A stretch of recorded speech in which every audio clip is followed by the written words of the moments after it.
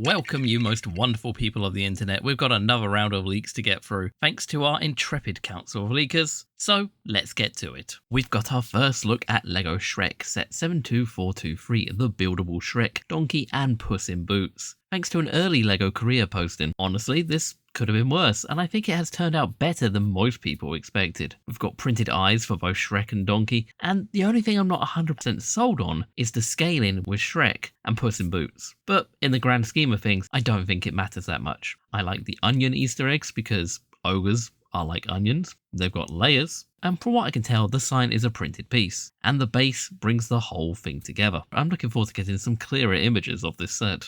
And thanks to an unknown source, we've got a very blurry look at the LEGO Technic set 42242 Mercedes-Benz Unimog U5023 with crane. The source is unknown, but it looks like whatever a Unimog is with a crane. And it's green.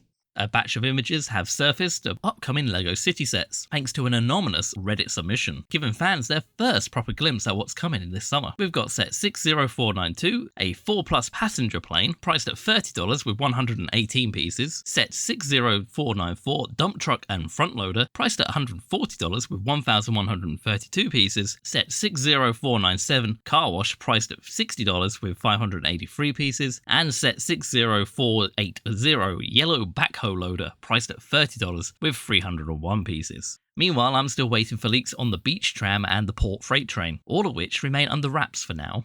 Apparently now is the answer to that question, as Public.gr has dumped pretty much most of, if not all, of LEGO Summer sets. So let's get started very quickly, starting off with set 60511, Vintage Steam Train. This is a beautiful brick-built steam train recreated in olive green and a red colour scheme, with a small carriage and station build, fitting the usual LEGO train track pieces, which are included in the set. This also explains why this set includes just 575 pieces, retailing for $90. It looks good, but I'm going to wait till this one goes on sale. Then we have set 60506, Classic Beach Tram. This is a vintage-inspired blue tram as the main build, alongside a small beach build with a mini tram stop station. This will release on the 1st of June 2026 and has about 693 pieces, retailing for $70. With set 60496, there's plenty of LEGO City Pizza branding, including a pizza oven, a pizza slice sign, and a small restaurant side build, and a car build. Power miners live again, thanks to set 60501, Lava Land Amusement Park. Whereas the last amusement park we celebrated Exoforce, now Power Miners' turn. This set is all based around a volcanic aesthetic. With 1,165 pieces, it will create a lava-themed roller coaster. I think it looks pretty good. Next up are the creator sets, and let's start with this awesome looking pirate ship, set 31387. You can rebuild it to make 2 smaller ships, or some sort of castle checkpoint thing.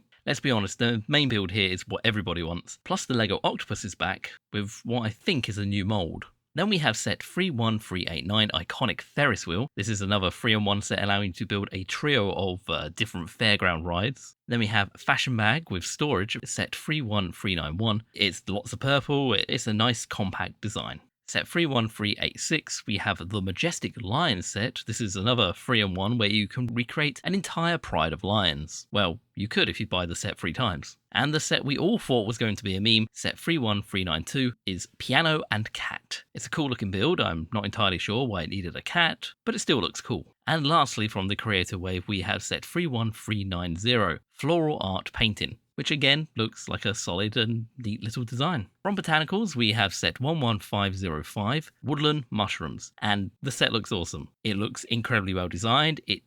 Just look at the detail on all of them. I love this. But the botanical sets have been doing so well recently, and it's great to see the theme thriving. Speed Champions has 2 sets. First up is set 77260, the Toyota Supra Mark IV. Love the detail on the side of this vehicle. Yes, it's a lot of stickers, but you can't deny it looks pretty cool. Then we have set 77261, the Ferrari 499P. It's a Ferrari, and it's red. All joking aside, it's been designed well. Again, there's heavy sticker usage, but it looks cool. LEGO Disney has about 10 sets in this torrent of information. We have set 43280, Beach Fun with Lilo and Stitch. It's a neat little seaside build with an ice cream stand and surfboard rental kiosk. Oh, and a toy rocket ship build. We've got another buildable Stitch. This time it looks like he's got braces. I know he hasn't, but that's just what the image is kind of making me remind of. It's braces. And this is set 43296. It looks okay. I don't know why we needed another buildable Stitch, but I'm not in charge of these things. Then we have these kind of cute looking Kakamora, set 43293. They look cool. They're kind of giving me Happy Plant kind of vibes. It's not the worst thing to come out of this theme so far. We have set 43282, Village House and Boat. This is a small 4+ Moana set with a small boat build as well as a scenery build. Set 43283 is Cinderella's Animal Friends Castle, another 4+ set. Basically, it's the Disney Veterinarian Castle, a tidy little build with lots of animal molds and lots of background detailing. We've got another castle for Belle and Beast with set 43289, Belle and Beast's Enchanted Castle. This is a more compact version of the castle that we've had previously, but I think it looks okay. I mean, also if you get this, it could serve as a castle gatehouse for a larger castle. Set 43292 is a brick-built Pua. Is it Pua? Pure? The pig from Moana. I think the real star here is that adorable little hermit crab. And then we have Rapunzel's mini tower set 43294, a neat compact build where you have the top half of her tower that can split open, which is a good little design choice. But are these weird big head figs new? I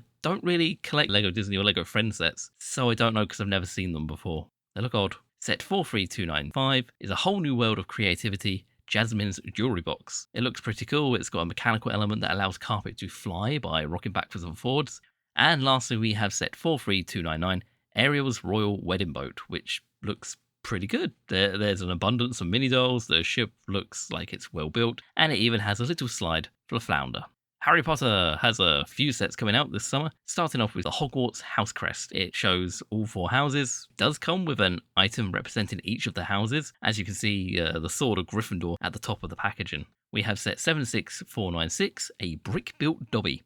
Moving on, set 76471 is Nocturne Alley, Wizarding Shops, which I'm going to say looks pretty cool and a vast improvement over the older one, with a nice array of minifigures. Set 76475, Forbidden Forest Expecto Patronum, is basically a remake of an older set, which I get, there's only so many sets you can squeeze out of 7 books. Fortnite has this killer looking kit mech set 77081. We all know that I love mechs, and this one is pretty cool. I love the detail on it, and it has a kit minifigure with it and an in-game collectible that you can redeem. I know nothing of Fortnite and its characters, all I can say it looks pretty good. Set 77080 is Supply Drop, and you can't tell me this doesn't look cool. It's a good build. It's a nice little diorama kind of build with 3 minifigures and a bonus in-game redeemable. Our last set of the wave is this big red tomato thing called Tomato Head apparently. Done in a similar style to that Durr Burger from last year. It looks okay. It also has a redeemable for the Fortnite game. We've got 2 sets from Iron Man and his amazing friends, starting off with set 11211, Loki versus Team Iron Man. This is a small set, and while the builds might not be anything special, we do have some cool new printed pieces. I kind of like the minifigures for this one, plus I'm digging the new green Hulk Buster piece, and this cockpit piece with the design detail on it. Our second set is 11209, Ultron versus Iron Man. We've got another Hulkbuster, everyone. At least this one is smiling, as is Ultron. Again, it's a 4+ set aimed at kids. I do like the quirky nature of the minifigures. It's kind of like the Toon cards from Yu-Gi-Oh! We have a small array of friend sets to get through, starting with set 42705, Cozy Autumn Forest Cabin, which I think looks pretty darn cool. I love the detailing on the cabin, the little forest scene next to it that's built around the actual cabin. The friend sets continue to impress. Then we have set 42682, Nature Glamping Cabin. I've never been camping, I've never been glamping. Just stick me in a hotel with all my comforts, thank you. It's a neat little set, but I think it's overshadowed by the previous camping set. Then we have set 42700, is Candy Cupcake Ferris Wheel, a neat little set recreating a fairground scene. Looks okay. We have another fairground ride, which is set 42702, Spinning Flower Fairy Teacup Ride. This set has a little mechanical element to it where you can turn the crank to spin the teacups and the platform they are on. Then we have set 42676, is a Fun Water Park Day. It's a small water park build that looks okay. And then we have another small build, which is set 42690, Forest Tea Party. You get a small tea scene to build with a tree and a couple of forest critters. We have another shockingly good build for the theme, set 42693, Creative Flower Shop. I think it looks pretty nice and it could quite happily slot into a Lego city without any issue. And lastly, from the Friends theme, we have set 42694, Pizza Truck. This is a small pizza truck build that would probably go quite well with the LEGO City set. We've got 3 sets for the Bluey theme, set 11216, Grannies with Bingo and Bluey. I don't know what episode this is from, but you get 2 different Bluey and Bingo minifigures, a car build, and a little playset as well. Next we have the brick-built Bluey family, set 11217, which oddly has turned out okay. It's not bad, it's not brilliant, but it's a lot better than what I was expecting. And then we have set 11211, School with Rusty and Bluey. Now I think this is the first time we've got a new Bluey character, right? This is a nice little set with some neat printing detailing that I'm sure Bluey fans will love. We have 1 extra LEGO Minecraft set, 21598, Underwater Adventure, which is pretty much a new version of LEGO set 21180. And lastly, we have the LEGO Technic Fast and the Furious sets, starting off with set 4229, the Mitsubishi Eclipse. Look, I love the Mitsubishi Eclipse, but I don't like it enough to get this set.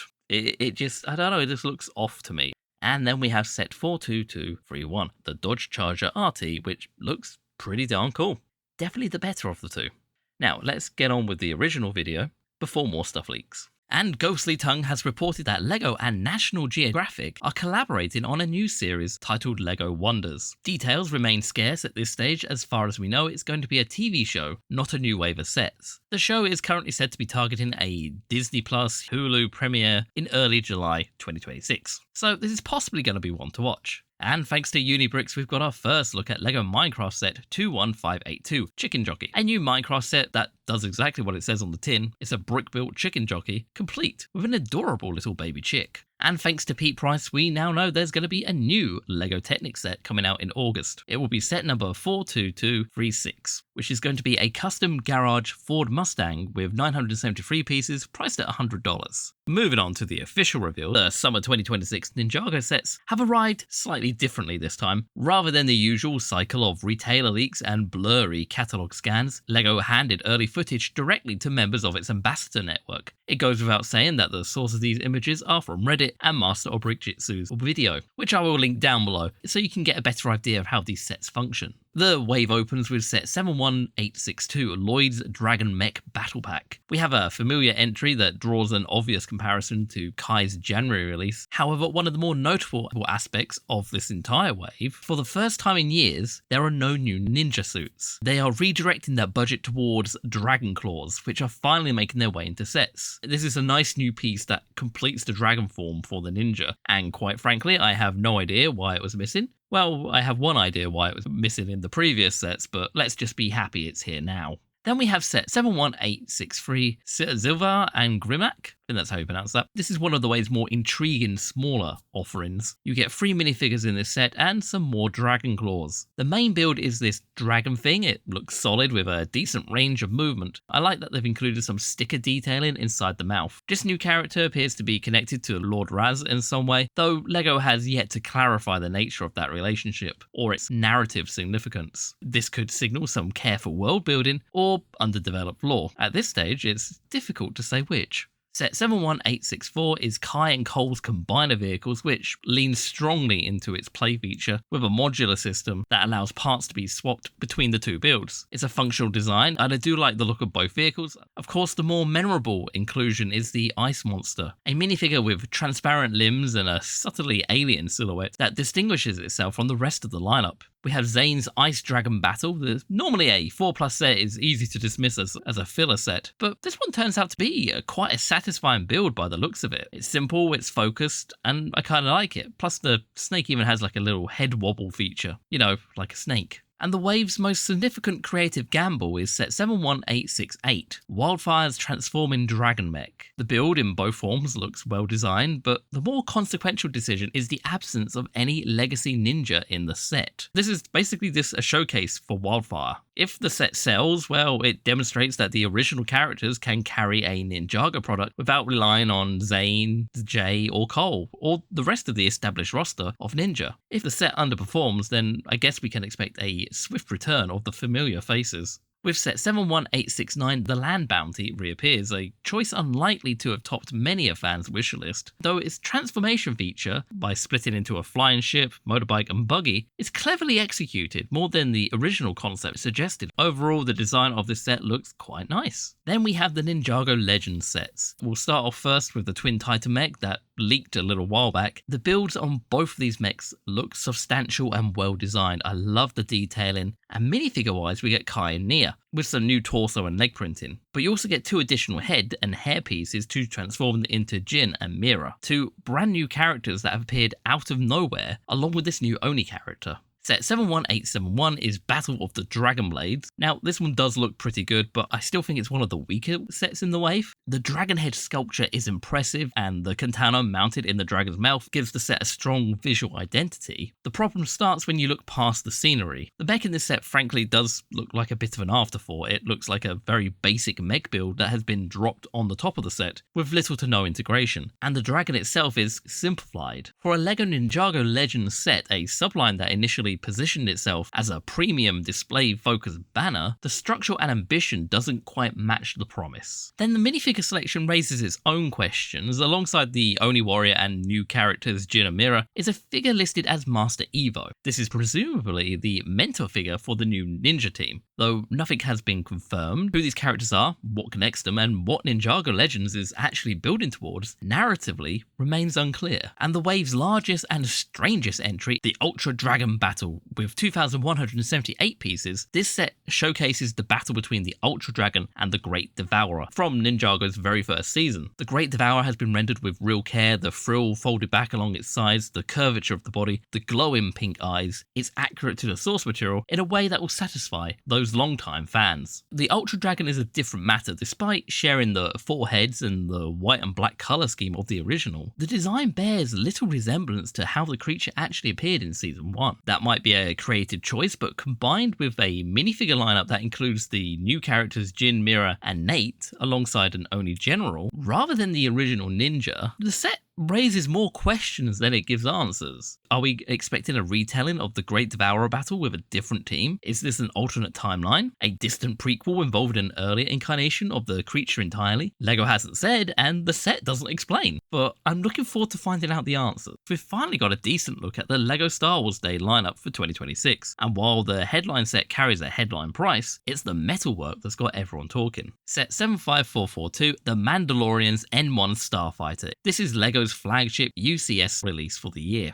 and May the 4th celebration. Made up of 1,809 pieces and retailing for $250, it will arrive for LEGO Insiders on the 1st of May before it sees a general release on the 4th of May. The forward half of the model is finished in this drum-lacquered metallic silver, and thankfully, LEGO has used an unusually generous quantity of these elements, including pieces rarely seen in this volume, and the effect is immediately striking, and this is definitely a callback to the 2002 Naboo Starfighter that had the same kind of effect. The silver show doesn't last, however. The rear section transitions sharply into the standard light grey, which will disappoint some collectors who were hoping for wall-to-wall metallic coverage. I can't argue with LEGO's reasoning. In-universe, Din Djarin's modified M1 Starfighter is a stripped-back paint-worn vessel. The grey represents the base layer beneath the original yellow Naboo paint job, and scattered sticker elements around the fuselage stand in for whatever paint remains. The logic certainly holds. Whether it fully satisfies Star Wars and LEGO fans is another matter entirely. The silhouette is faithful to its on-screen design. We have that broad, flat triangular nose tapering into a long, narrow tail, with the exposed J-type engines that have to be among the most technically accomplished sections of the build, and they are dense with layered mechanical details that gives it its signature, modified industrial feel. And there is some genuinely inventive part usage throughout the build, including the sword elements on the engine that are worked into shaping in ways that are unlikely to be noticed until a second, more in-depth look. The cockpit is cleanly executed, smooth windscreen, brick-built seating, and a separate pod for Grogu. The 2 included minifigures, Din Djarin and that updated Grogu, are notably not exclusive to this set. And I'll be honest, that is quite a relief. Buyers are not being asked to spend about $200+ to simply obtain a new figure. Where this set falls short is of course the stickers. They are frankly an ongoing problem. For a set at this price point and one making considerable use of premium metallic elements, the decision to apply stickers to the cockpit control panel, exterior paneling and the residual yellow paint feels inconsistent with the premium price. Printed tiles would have been the obvious solution, yet they are not present. The display plaque, meanwhile, contains a slight factual error. The listed top speed of 1,100 kilometers an hour is the figure for a standard Naboo starfighter, not Djarin's considerably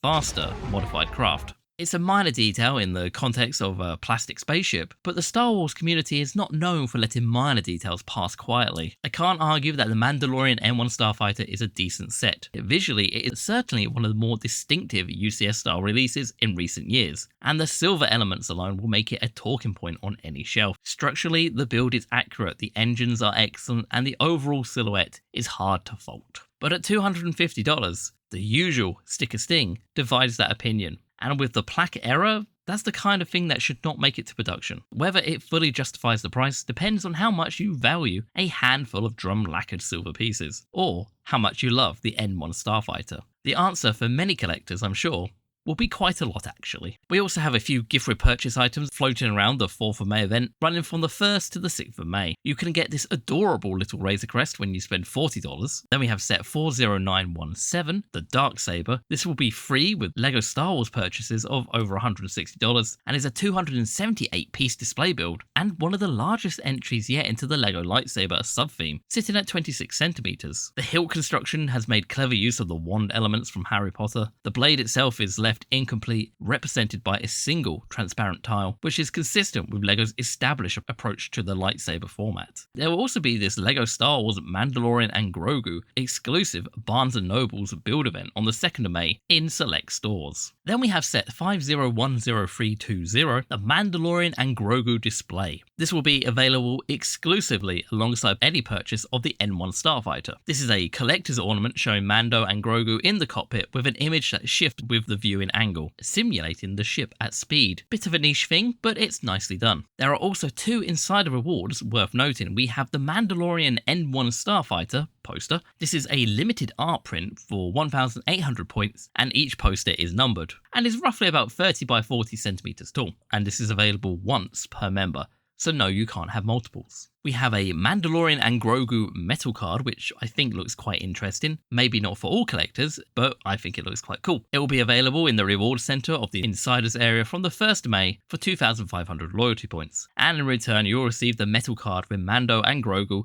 including a little stand for better presentation. And the LEGO stores will host a make and take event between the 2nd and 4th of May, where visitors can build a miniature N1. This is open to all ages with no purchase required. We've also got a little look at the Insiders set 6632154 Mini Dolphin Stand. This was revealed by LEGO and should be available from the 15th of April and will cost you a grand total of 1,500 Insider reward points to redeem. Our final reveals for today shift from intergalactic territory into a superhero heavy license, with 3 brand new LEGO Marvel sets officially revealed, and all 3 tie in heavily to the much anticipated Spider-Man Brand New Day and will be available on shelves the 1st of June 2026. Although there is one glaring omission that I keep coming back to: where the heck is the Punisher? Alright, let's kick things off with the main set because it really sets the tone for the whole wave. Set 76350, Spider-Man vs Hulk Epic Clash, priced at $90 with 534 pieces. So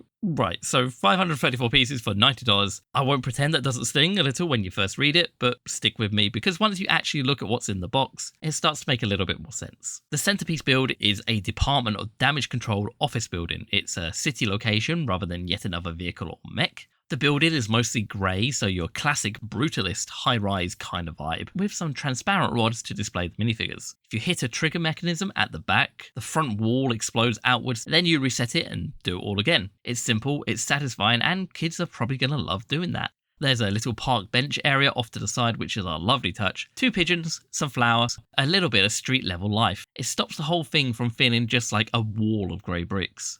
The hot dog cart, though, has to be my favourite part of the entire build. It says established in 1962, which is a quiet nod to Spider-Man's original comic debut, and that's the kind of detail I think LEGO should keep doing. It's subtle, but it gives the set a little personality. Moving on to the minifigures, because the ones in this set are pretty cool. There are 6 figures in total: Spider-Man, Tarantula, Scorpion, Boomerang, a hot dog vendor, and a Big Fig Hulk. Tarantula is making their LEGO debut here, which is a big deal for collectors. The face print is sharp, the torso looks great, it's an excellent minifigure. Spider-Man, on the other hand, finally gets dual molded legs, thank goodness. It is an upgrade that is long overdue, and it makes a real difference to the minifigure. We have some solid torso printing, some sidearm detail as well. This is just a better Spider-Man minifigure in general. Boomerang, and I want to keep saying Captain Boomerang, but that is a completely different universe entirely. This minifigure is exclusive to this set and honestly looks brilliant. Detailed torso, great face print, solid legs,